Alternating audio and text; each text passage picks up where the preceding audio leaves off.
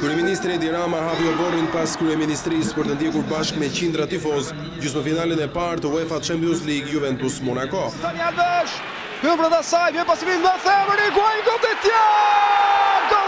Si një tifoz i Juventusit, kreu i qeverisë është bashkuar të pranishmëve, ku nuk ka lënë pa komentuar golat e skuadrës së tij në rrjetet sociale.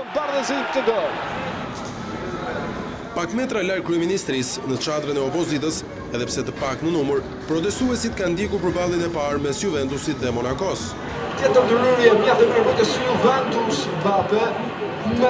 Ndërkohë qindra qytetarë kanë zgjedhur ta shohin ndeshjen në lokalet e pazarit të ri.